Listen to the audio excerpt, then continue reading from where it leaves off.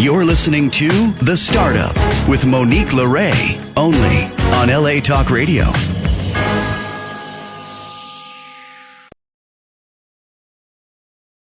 How's it going, Los Angeles? This is The Startup with Monique LeRae. I'm Monique LeRae.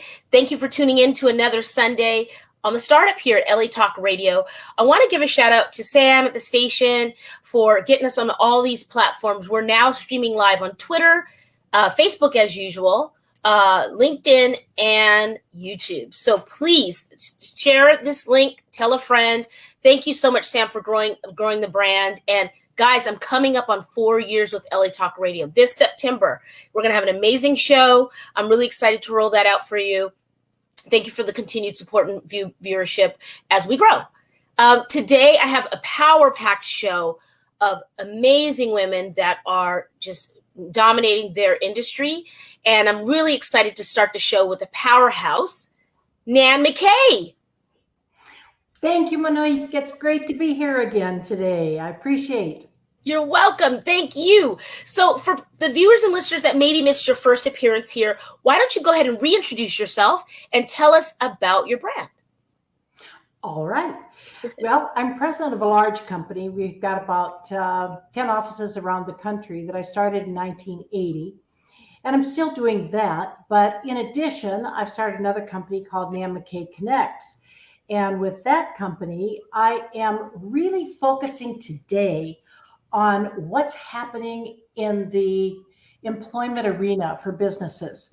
We've got all these baby boomers, 10,000 a day retiring. Wow. And that is leaving just this great big void of who's going to take over these management positions that they've been in. You say, oh, well, let's see, it's going to be our Gen Xers. And the answer is no, it really isn't. Because you've got the baby boomers up here with this big number, and then you've got with all these management positions, but the Gen X is smaller and isn't available there are not enough of them to be able to fill all those positions. So we're going to have to reach down into our millennials, our Gen Ys. What I think is really needed and what I'm working on is an effective but one that isn't going to cost a whole lot of money program to be able to get our millennials trained up so that we can cultivate those talents and bring them up to a level where leadership is consistent within the organization.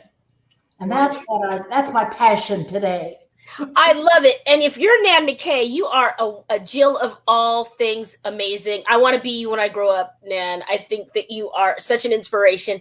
And what a very a unique talent that you have, I see, to forecast and have the foresight to put your energy here. I guess, it's a smart move, but also you probably get something amazing out of seeing those talents kind of be fostered and brought up. What kind of talent are you looking to find these days? What are you really zeroing in on? Well, I think we have to start looking at what culture the millennials and the Gen Zers really want.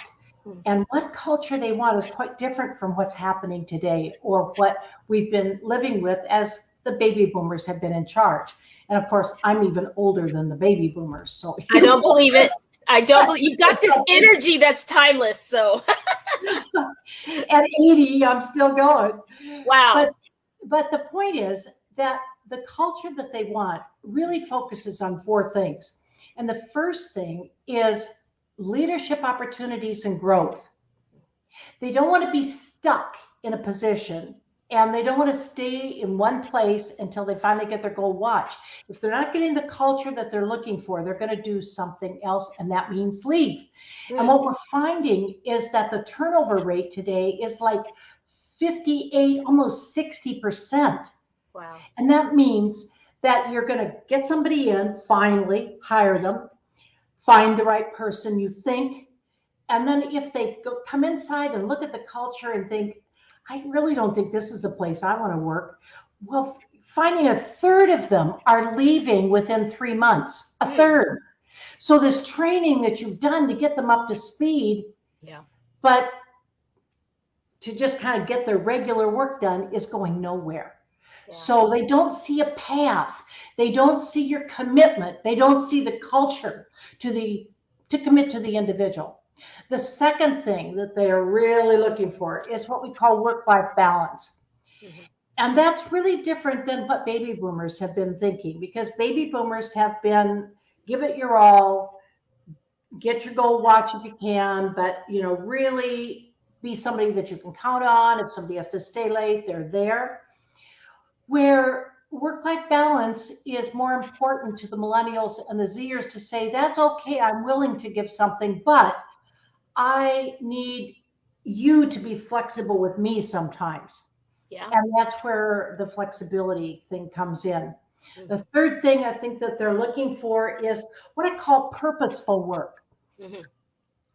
It's been in the past, you started at the bottom and then you slowly worked your way up. And they're coming in now and saying, hey, you got a lot of openings. I could fill these openings, but I want to be doing something that makes a difference. I don't want to be just doing something that is getting you coffee in the morning. Right. And then the fourth thing that they want, which is also really important, is a collaborative and inclusive environment to work in. And that's the culture. Because the diversity, we're going to have a tremendous amount of diversity. We have it now, and it's leaning to even more very shortly. Mm-hmm. And when you figure that even today, our millennials and Gen Zs are about 50% of the workforce, wow. You start realizing, we better really look at this. If our culture isn't working and is getting us nothing but turnover, this may not be where we can survive. And if you really want to build a resilient organization, then you've got to take a look at what your culture really looks like. And if you're not just talking the talk, you're not walking the walk of the talk, then you may very well have the turnover I'm talking about. Yeah. Interestingly enough, 87% of the people say that if they are highly engaged, they're not going to leave. So what does it take to engage them? It takes those four things. And that's where I'm thinking, okay, how can I contribute to this? How can I have at least one solution? Yeah. So I started creating these courses, and they're leadership courses, but I'm writing them myself. And the courses are done monthly so that it's a subscription, and every month somebody can come in and download the course. And if they have our VIP program, I'm going to get on with them monthly and say, what kind of problems are you having? Do you need help with the training? Do you need help rolling this out? You've got any questions about the material? So maybe be a little bit the wind beneath their wings. That's what I'm trying to be. Wonderful. And I like a monthly thing. It keeps it fresh in their mind. You mentioned culture. So let's be clear for the listeners and viewers, just, in case. I'm actually, as you probably know, I'm working on my MBA at Pepperdine right now. And we were just discussing culture within an organization through the lens of leadership. And we were talking about the four segments of that, right? You've got the clan culture, the adhocracy culture, hierarchy culture, and then the mixed culture, right? So what do we do with that? Because yes, there was a pandemic. Yes, the baby boomers came out of certain other circumstances that made them kind of influence who they were. Now the Zennials, they have, millennials and X have social media and internet, right? So where do you think we're going to be with those frameworks in culture? Where do you think we should go? First thing I think we should do is have an awareness of the differences. They are what they are. And when we don't acknowledge that we don't do things the same way, we don't communicate the same way, we don't want meetings the same way, we want it different. Yeah. Then we need to figure out, okay, let's talk about it. So baby boomers, how do you like to be communicated with? What do you like your meetings to be like? and Gen X, who's kind of lived with the baby boomers all this time. They're kind of in the middle. Yeah. They got 1 foot over here and 1 foot over here. Yes. I understand really both sides to it, because they like their work-life balance too. And they're like, but they're also willing to stay and get it done as much as they can. Yeah. But maybe be a little bit resentful of it along the way, to think, we have a life too. We want to live a life. Yeah. They saw their parents give their all, okay, day and night. Yeah. And they're like, I don't really want that. I want something a little more than that. Yeah. And then now we've got the millennials that are saying, well, I want something a little different too. And so do the Gen Zs. We need to stop and say, let's talk about it. Let's talk about what we each want. Yeah. And who's to say that we cannot come to some agreement, that there's some give and there's some take, but the difference is in a traditional management style that we have been in, more top-down management style, more I'm the boss and I will tell you what to do, and that's what you're going to do, or leave. And they're going, okay, bye. Right. Adocracy, top down. Yeah. Yeah. So the other thing is a transformational, or what I call maybe a positivity culture. And that says, let's take a look at the whole big picture here, and let's see what can be done on all sides. So tell me, with your course, what are you finding I'm breaking it into 2 parts. Tell me what you're finding that you think millennials and Zs might want today that is so different. Tell me what you're getting out of the schooling that you're taking, which is a little different. Oh, that's a good question. We haven't really examined that yet. We just kind of are looking at leadership as a whole from the macro view. I mean, I'm a Zennial. I'm 45. So, right at the end of 78 and early 80s. I can say work-life balance is very important. I think that I think you've hit the head, you hit it right on the head. And more than ever, coming out of the pandemic, people want their lives. They don't want to do things that they don't want to do. They want to feel good, because you might die from a pandemic. I think people feel that way. And they're really just having an aha moment of like, what matters to me? Yeah, what matters? Yeah. And if I'm going to give my all, then I want to give my all to something that I really believe in. Yeah. And what are you hearing in the universities on diversity? And by diversity, I'm saying diversity is generations, as it is, as it is race, as it is religion. That's a great way to put it. Gender, as it is everything. It's one of these things that have to be considered. Yeah. But when we look at the diverse population, that we are going to have even more and more diversity, how do you think we're accommodating that as well as we could within the businesses today? What do you think? Well, I like that you're posing that. I don't think that we are having, like you said, that much needed meeting of the minds, saying baby boomers had a value add from their perspective and from what they came off of, and so do millennials and X. I think that all of those diverse groups should be in a think tank, like you say, or an examination of what works. Let's keep it lean. What doesn't work? Maybe they don't believe in FaceTime as much as someone that's going to grind it out 9 to 5, 9 to 10, whatever they're doing. So I think you're right. I'm finding that people do want balance, and they can have it their way. We have, we have technology and access like we've never had it. So I think people are commanding more. Another thing that I am really interested in, this started with, Blanchard is really teaching it now, and it's called situational leadership. Have you heard about that yet? Yeah. We haven't dived too deep, but I've heard of situational leadership. I think that's part of the answer. Yeah. Situational leadership takes a look at the development level of the employee. And so we have this mix of directed behavior and supportive behavior. Mm-hmm. And people tend to think of maybe directed behavior as being, the type A personality or something. But no, directed behavior simply says I'm giving instructions, I'm giving direction, I am putting parameters on how we do things as well. where supportive behavior is also taking into account the person, the person's feelings, the person's concerns, etc. So the interesting part of situational leadership is it says that there's 4 development levels.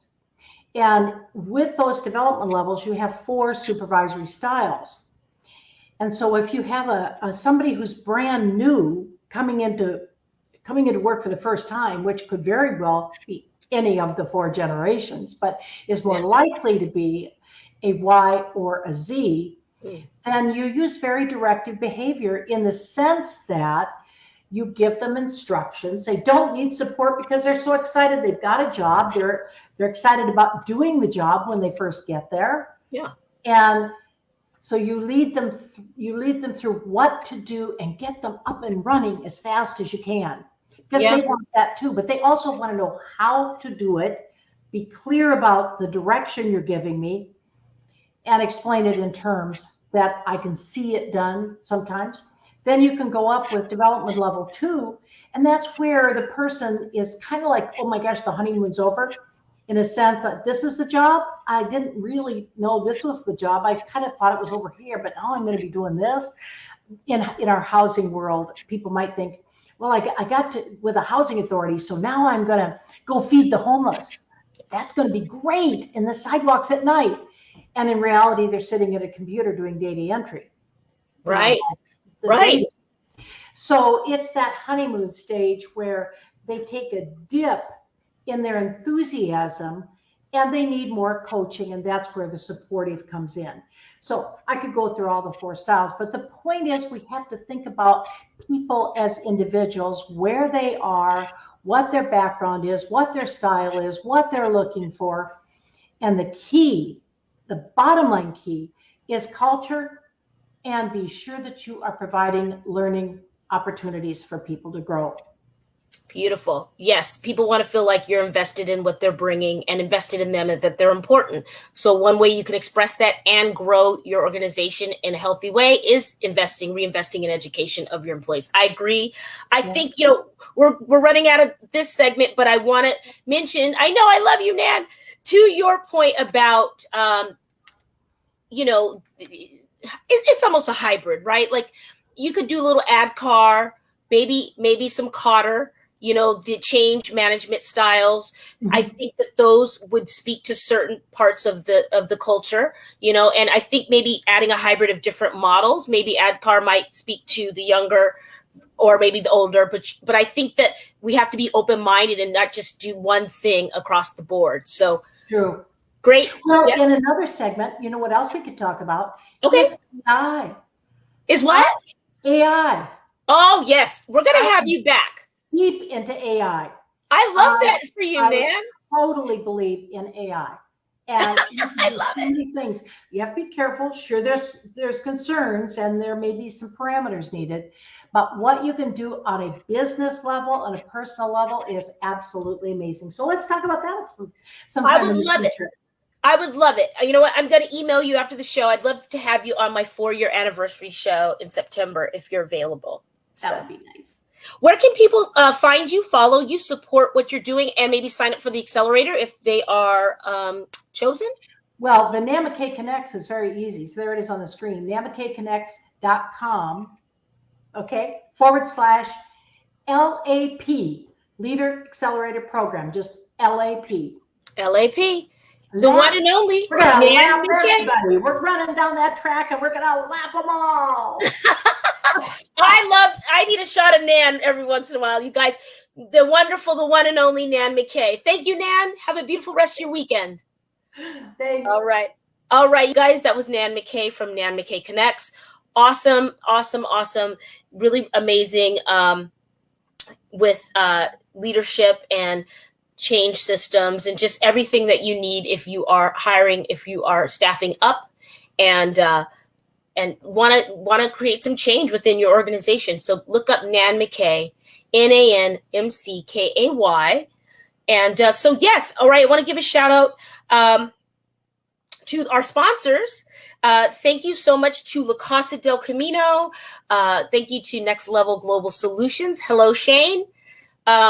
Thank you to Leah Solberg of Michael Solberg Family Wines. Thank you for your continued support of the channel. I said it at the top. I can't believe we're really going into 4 years in September. It's whizzed by, half of which I was on the road, reflecting the show started, and I was, it was well, I guess we started right before the pandemic, but in the pandemic, I was doing a lot of my shows in the car, at the Starbucks, using their Wi-Fi. Shout out to Starbucks.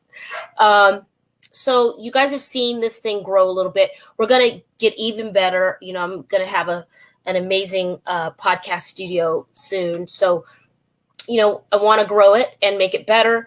If you are someone that is starting up and you don't have the resources, you don't have the support, you don't know where to go, thumb through our archives of this show. I mean, you're really going to see it step by step.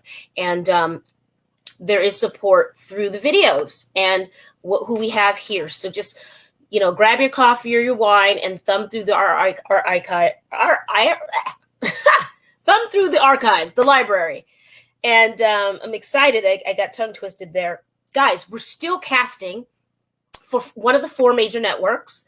I'm doing casting for a dating show. It's going to be similar to The Bachelor, but it's going to have a twist. And we're looking for single men. All right, single men from 30 to 40 years old, 6 feet and taller, can be from anywhere in the U.S. Obviously has to be single, not married. I don't know. I got to ask guys if divorced is okay or separated is okay. Okay, thanks, Sam. Hang tight. But if that is the case, please submit your application. You have to be successful. So maybe you are someone who is, really good in business, really good in family situations and friendships, but maybe just can't seem to nail down that love life piece. So go to lovesearchtv.com. And when you go through the application, select my name, Monique. If you don't see my name, select the casting director's name, Alicia Good. And you'll be immediately, you'll be considered for this new major show. It'll either be on ABC, NBC, CBS, or Fox. I can't tell you the network, but there's a lot of great things. So if you're a gentleman of 30 to 40, 6 feet and taller, and you are looking for love, we would love to have you. All right. So let's roll into the next segment here. Sam, do you have my next guest? All right, here we are. We've got Leah Solberg from Michael Solberg Family Wines. Leah, welcome back. Hi there. Can you hear me all right? Yes, we can hear and see you beautifully. Thanks for cheers. I brought my wine. All right, guys, if you don't know who this is, you haven't been watching our content, and that's okay. We'll catch you up very quickly. One of my favorite people on the planet, winemaker, mom, entrepreneur, overall badass, one of my besties, in full disclosure, Leah Solberg. Well, hi. I mean, the sentiment is felt mutually. Cheers, Leah. Welcome back. Well, hi. How's it going? I'm just enjoying some Michael Solberg right now. So, yes. Tell us, why don't you introduce yourself properly? Just tell everybody who you are in case they have never seen you before. Okay. I'm a second generation wine owner. We hail out of Napa, California. Just making wine, stomping grapes, and having a good time. But we really focus in on the mainstay varietals: Chardonnay, Cabernet Sauvignon, Merlot, Pinot Gris, the full gamut. And we hail from California appellated wines up to the really bougie Napa estate wines such as Rutherford and Oakville. So we work the full range of the wine market and what we bring to the table. So it's the everyday varietal, something more for an anniversary perhaps, or a party, something in the middle. We can handle all of the above. So yes. Very, very honored to carry on the legacy that my father left to me after he passed in 2011. So big shoes to fill, but yes, you know. Cheers to Michael Solberg right now, guys. Cheers to Michael Solberg. All right. Yes. Yes. Cheers. Okay. So I love what you said. I want to point out, guys, obviously it's female owned and sustainable. And I kind of want to call your wine kosher light. And why I say that is we had a client recently who was getting married. She's a fashion designer, and I was going to we were going to try to get some Michael Solberg to the wedding, and she's Jewish. So she said, is it kosher? And Leah, if you don't mind me sharing this, you and I had kind of a conversation offline about it. I'm like, we think it might be kind of kosher, but we say kosher light. And, because we don't want to mislead you if you're fully, religiously strict and kosher strict. But why would it be kosher light, Leah? Well, it was more of a funny story that we were talking about. It's more has to do with my name, and so people sometimes get that confused with. Yeah, I'm an honorary Jew. All right, but, there you go. That's what I say. So maybe that's the kosher light part about it, and wonderful. Obviously a ton of respect, towards any a walk of life, and yes. And as long as, they're not harming anybody, but so I, really just love the Jewish community. So, there you go. Yeah. And it's almost fully kosher though. And there's two parts to that. There's a lot to it. Yeah. Because the wine is really sustainable, and Leah used the best ingredients. Leah, tell us, so that's why in my mind, it feels kosher. But I know that there's levels to that. Right.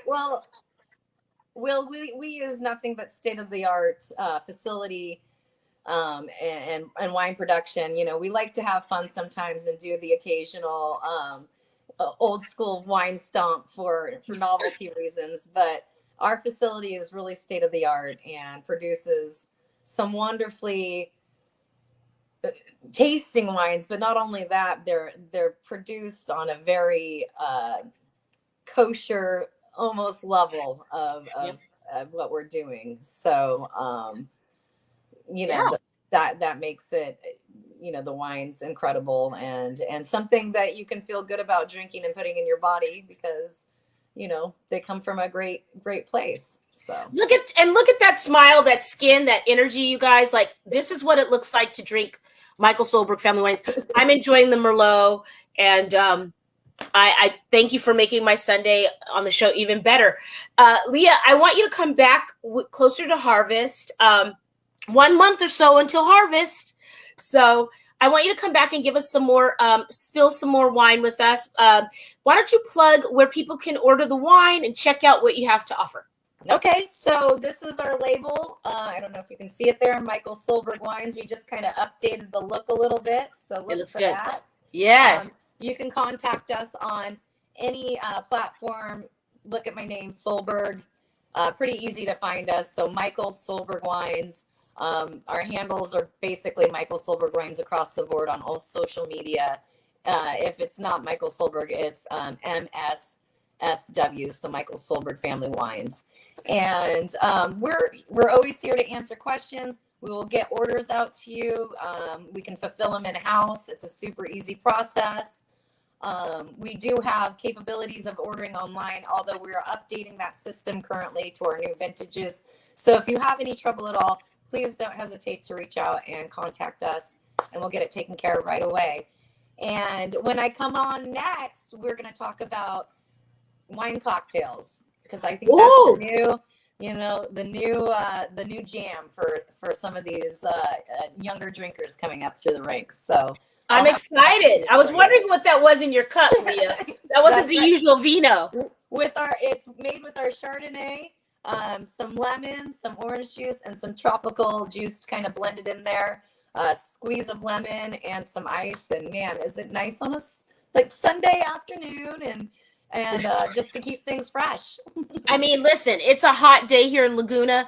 I know it's warm up where you are. And so thank you for splashing us with some summer sunshine in your glass. That's right. I'm always bringing it. You're bringing it, baby. You guys, the one and only Leah Solberg, female wine owner, winemaker, badass. Get into it and enjoy. Oh, you're the You best. too. Love you. Mwah. Lots You of too. love. Bye, love. All right, Sam. We are okay, guys. That was Leah Solberg from Michael Solberg Family Wines. And, it's always good to see her face. If you are looking to get into the horticulture wine business or spirited beverages, she's someone that would be an amazing mentor if she has the time. But check her out at michaelsolbergfamilywines.com. All right. We're going to go to our next guest. Hello. Good afternoon. Hello. You are just so lovely and glowing. And I want you to go ahead and introduce yourself to the listeners and viewers if you could. Absolutely. First, I have to say you are so fun. This is going to be amazing. I already know. But Thank you. I love a good chuckle and a good laugh, especially on a Sunday. My Yes. name is Dr. Tanja Coleman, and I do many things. So I'm an entrepreneur. I coach women. And also have a podcast that I host as well and put together every couple of weeks. And recently wrote a book that I published, and also a corporate executive. In addition to that, also an academician. So I teach classes at the local university here. Wow. Tanja, it's good to see you. And let's make sure we put doctor in front of that, everybody. And also award winner in front of that. I had to look, my notes were so long, they're on the floor from Miss Tanja here. We got to staple the resume, girlfriend. We ran out of space. So it's a pleasure for you to carve out some time in your weekend. And thank you for being here in the spirit of entrepreneurs and startups. And Yes. yeah, so why don't you share with us how you became this powerhouse? How did you get to where you are? I know that's a big ask in a few minutes, but maybe just give us the brief overview about how you started. Well, a little bit. I've always been just busy. Even as a child, I was just a busy kid. I was in like 14 clubs and activities. I just could never select one thing and stick with it. So I was always like hands in the pot of a lot of things. And that hasn't changed as I've grown into an adult. So I continue to do that. But mainly for me, it's about finding things that are interesting. So I really kind of follow my instincts, what's interesting. If there's some phenomena that I want to research, I'll go and research that. If there's a gap in information that I feel people need to have, I'll try to fill that, as well as just making sure that I motivate and try to inspire individuals. One of the things I realized very young, at a young age, is that not everyone is blessed with a love circle, right? Everyone's not blessed with people that surround them, that care and nurture and encourage and inspire, right? Some people are really immersed with folks who are naysayers, right? Doom and gloom, telling you what you can't do, what you can't be. And when I realized that, I'm like, okay, how can I help shift that for women particularly, and make sure that everyone knows that they're worthy, everyone knows that they're enough, everyone knows that they're special, and they have some jewel that no one else has in this world, because we're all individual. And I think a lot of women sort of miss that. And I think even more so now than the age of social media, everyone is jazz handing and they look great. Talking about. I'm guilty of some jazz hands, that's for sure. I think we all know, right? But underneath that, there's, when people see success, for instance, they don't see that I'm up until like 3 a.m. writing and reading and researching and looking at phenomena and not necessarily getting all the sleep in the world. They just see the outcome. They don't necessarily see the input. Oh, it's so true. And I'm getting a visual of that iceberg where it's got success and money and love and family. And then underneath the iceberg is late nights, loneliness, depression, being broke. It's do I pay the light bill or the cable bill? Like they don't see those things. I love that you have you've been harvesting this culture around yourself and for your clients of the love circle. It sounds like you probably benefited from a love circle. And absolutely, yes, I feel it. I see it.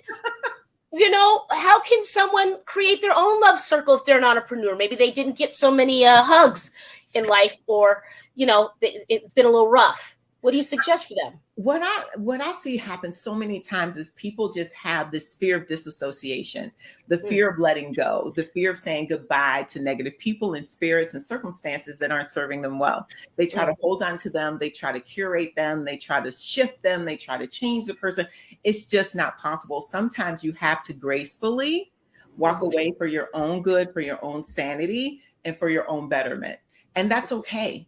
Not everyone is meant to be in your circle, in your presence forever. As they say, you know, some people are here for a season, right? And that's okay. Some people probably shouldn't be around for a season, but you let them stay a season. Uh-oh. I'm having a flashback from Iyanla. Get the dog off your porch.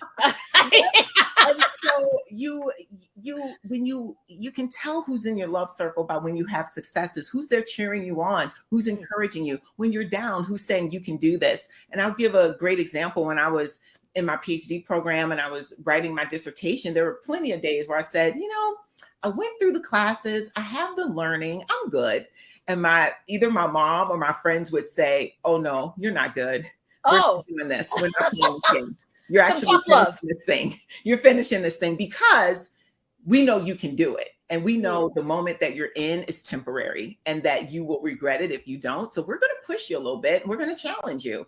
And so sometimes that means that, right, exactly, Monique, that tough love, right? Pushing people beyond what they can even see is possible sometimes. And that's your love circle. Sometimes they're loving on you. Sometimes they're challenging you. Sometimes they're pulling you along, and it's all good. You know, several years ago, probably 20 plus years ago, I created what I called our Diva Circle. It was called Dining with Divas. And it was a group of us, 15 of us, who would get together every month and just break bread together. And we also did our goals together. So another friend of mine, Dr. Williams, she would have these goal parties and we would write out our goals for the year. And what I found is every one of us that really stuck to doing that ended up achieving a lot of the goals that we had. So it shows that when you associate with like-minded folks, you can achieve a lot because what's written down usually can come to fruition in some way. Even if you don't meet it 100%, you're much further along than if you didn't. And that's what I find is really important in immersing yourself with individuals who are bringing you up, right? And you have to ask the question, are you bringing me down or are you bringing me up? Right. I love what you're saying. I think it's so true. You are kind of what's in your environment, and you've got competitive people in a healthy way. Right. Going for theirs, and you're around that, you're going to pull it up and step up. And cheers. What you got in your glass there? I have Essentia electrolyte ice water. Oh, it looks so fancy. Excuse me. We had the wine lady on, my friend Leah, earlier. I love it. That's awesome. Yeah, you know, wow, you've got a lot of great things going. We're going to wrap here in just a couple minutes, but I want you to tell people what you're excited about right now. What is on your plate of happiness for this next month, this next quarter? What do you got cooking for people to know about? Well, what's cooking is a lot of individuals are really interested in our book. So I've been asked to speak at several events, which is really nice. Where I'm kind of leaning is this is really about what you can do for yourself. We know there's a lot of systemic holdbacks that hold us back from a systems perspective, but this is really about how you empower and take charge for yourself. So I'm super, super excited about that piece, but also I'm doing a lot of research now on ChatGPT and the world of diversity, equity, and inclusion and the impact on that. And so I'll be speaking at the Academy of Management here in Chicago in October, doing that and revealing that research. Nice. In addition, I'm writing another chapter for a book. It'll be a compilation book with other authors where we're all going to share a story about the title so far is Roar. And it's really about what are some things about ourselves maybe people don't realize that helped us roar, that help us get to the next level. Maybe it's a story we haven't shared. Maybe it is an adversity that we haven't on, right? Because a lot of people, what you see isn't always what you get. Some people just choose not to share certain things for certain reasons. We want to break that iceberg and start sharing those stories so other women can be inspired and know what they can overcome and endure and still be successful and on top. Okay, guys, do you want a few more minutes with Tanja? I know you do. You guys want it? Put some comments. Can you stay a couple more minutes? Sure, absolutely. You hit on something, girlfriend, that I'm like, yes. And shout out to Chicago. How's it going, Chicago? It's a beautiful day here in Chicago. Clear skies, beautiful weather. Boats are out. People are. Boats. I was going to ask you about the boats. Yeah. It's lovely. It's lovely. I'm right here on the lake, so I'm very blessed in that. I love that. You know, Chicago has grown on me, and it was the first city we touched down in during the pandemic when I started the Pandemic Project documentary. I don't know if you had a chance to look at the clip yet, but that was the first city. The world was shut down, and I was on a plane like a crazy person. But that's another conversation for another day. You hit something there for me, Dr. Coleman, and it was about Roar. I really like what you said about that. And can you, I know you're probably still in the middle of it, but the stories that make us who we are, I mean, that's a very strong statement. It's an honest statement. It's something I think a lot of people are not scared like I'm scared, but just apprehensive perhaps to dig in the crates of whatever that is for them. And the splashback, right? You have to just be, you got to be resigned to going, it doesn't matter what anyone thinks. This is my roar, right? Like, what's the benefit of roaring? I think the benefit is, once again, it can release the pressure from you because you have this part of you that you haven't shared or told anyone, but also it can benefit others because everyone's probably gone through something similar, maybe not exactly, but something similar. They may be at a point in their lives where they're feeling like, I can't do this. I can't make it. They're feeling down. And then they see someone or read about someone else who's overcome an adversity that's similar. And they go, well, if she can do it, I can do it. If she's encouraging me, I can get through this. And sometimes we all need those encouraging words. We need those role models. We need to see those people. We need to hear those stories because it's kind of what keeps us going. And it also makes you feel like you're not isolated. You're not alone, that you're part of a community, that you're part of this collective, right? And then being your authentic self, and then also finding a way to continue the conversation to make sure that others are embracing this information and understanding, and just it's kind of giving a lifeline to people in a way. Yeah, it's good stuff, guys. I mean, listen, as a startup person, entrepreneur, constantly, I'm thinking it's funny because I was having difficult moments this last few weeks, just with all of it, you know, and even though I've been at it for a while, going to the next level or trying to get something else off the ground, you're going to hit those days where you're just like, what? I don't want to get out of bed at all. Where's the ice cream? Where's the Golden Girls? What are we doing? Or American, you know, shout out to American Dad. I need some comedy. What? So I really love that you're offering a place for a safe landing for people. So where do you see your book going? You know, congratulations. Thank you. This is huge. I know what it takes a little bit on how to get I don't have mine out yet, but you're welcome. Like what? The publishing industry is very competitive. It's super challenging, and it's difficult when you don't have a national platform. So you really have to do a lot to get yourself out there, to stay visible, to stay relevant as a person that maybe not have a TV show every day or a talk show or something like that, where you have a captive audience that's on a regular basis. So you really do a lot. So I do a lot in terms of my podcasting, in terms of LinkedIn, in terms of social media. So I do think even though it can be difficult, you have to see where there's kind of roses out there and just utilize those. Whatever it is at your disposal, utilize it to make yourself known and make your project known, because the reason you wrote the book or whatever you're engaged in is to help people. And so as much as you can amplify what you're doing is always helpful, without, you don't want to turn into a bugaboo, but you want to definitely amplify what you're doing. Every time someone sees you, I want to start talking about your, hey, but I want you to be a bugaboo. Sell that book. But you definitely want to continue to, you have to keep yourself out there, and you have to stay relevant, and you have to care about people. And I think that's the main thing. It can't come across as kind of a selfish act. It has to really, you have to really care in your heart about helping other people. And sometimes that means you give advice, you engage in knowledge philanthropy, and sometimes you have to say, okay, you called me 10 times and I'm actually a coach and I do charge. Well, boundaries.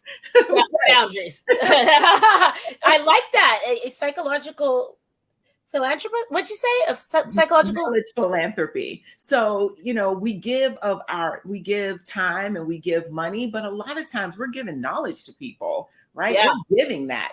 And now knowledge is a whole industry. It's a multi-million-dollar industry. So when someone calls you for a minute of mentorship or a coaching session and it's, free, you've given that, right? That's a gift. And so people should realize that that's what it is and be very appreciative, because everything has sort of this price tag. But if you have it in your heart to help someone who's receiving and who needs the help, then you should try to do that as often as you can.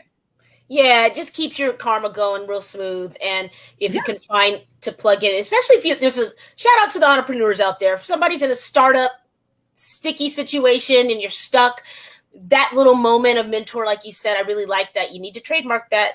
Don't touch it, y'all. It's I call them universal deposits. You're putting deposits in the universe. Yes. And, when you need to make a withdrawal, then you have some deposits to withdraw from. Well, that's beautiful. I am definitely a psychological philanthropist or energy philanthropist or a knowledge. I give that all the time. So yes, I love what you're saying. Let's plug the book real quick. Give us the title and tell us where we can purchase it. All right. It's actually 3 Second World. You can't really say it there. 3 Second World. And the reason I named it 3 Second World is people typically make up their mind about you in a few seconds. Doesn't take long. And so you really have to kind of put your best foot forward most of the time, but then also understand that the world is constantly evolving and you have to stay in the mix of what's going on. So it's called 3 Second World: Essentials for Engineering Your Future. And if you so inclined, it's on Amazon, it's on Kindle, Walmart, and Barnes and Noble. I know some people have certain places they like to shop and don't like to shop. So I have a multi-channel distribution. So yes, you do. Congratulations on the Barnes and Noble piece. Yes, that was big. I like that. I'm going to have to sign up for a moment of mentor and pick your brain about that. I have a client that wants to get in with them, but congratulate you guys. This is not easy to do. So Dr. Coleman, you're just a badass. And I really want to, we'll talk through your people on an email, but I think we should have you come out in September, if your schedule permits, come out to Beverly Hills for our Emmys Week Celebrity Gifting Suite. I think you having some celebrities and influencers reading through your book and taking some photos could be fun. Absolutely. And I was on a local ABC commercial here. So okay. I love it. We would love to see that. Drop that in my email. I'd love to check that out. Support All right. Well, I'm excited. Thank you for bringing some of that Chicago love to LA, to Laguna Beach. And I'd love to have you back on and discuss your book even further. Do you want to look in the camera and just give some advice or some encouragement for someone that might just be stuck out there that's trying to get something off the ground? Absolutely. Entrepreneurship is not easy. I would say surround yourself with resources like the Women's Small Business Association, other women who've been in startups and entrepreneurs. Get to know folks, network, get out there. You're not going to achieve anything or get any information just sitting at home. You have to get out there and network. There's a lot of grants available. There's a lot of individuals who want to do business with women entrepreneurs. So get out there and just start making things happen. Don't wait till you get a certification or you have all this stuff in order. Those sometimes are things that make us that cause us to procrastinate because we don't really want to move forward, right? We say, I need this, I need that, I need the other. And then you don't have to do anything. You don't have to move. Just start moving, get your first client, and then start to put everything in tow. I love that. And I want to talk to you again. Like I said, I'm going to shoot you an email right after, but I want to pick your brain for this. You can have to answer it now, but how your business, how you moved with the change during the pandemic and how you shifted to meet the needs of your clients in that time. And, our third part of the documentary trilogy is the endemic project, the cause and effect. Yeah. I'm sure you saw a lot of clients changing over and getting a divorce or getting married or having a baby. So that shift, I'd be interested to see how you navigated that. But we're going to put a little cliffhanger here and have Dr. Coleman back really soon. Thank you for being here, Dr. Coleman. Thank you so much for having me. This was so much fun. The best way I could have spent a Sunday. Thank you. Thank you for sharing with us. What will you start up today? See you soon. Be well. Thank you. Thank you. You're listening to The Startup with Monique LeRae, only on LA Talk Radio.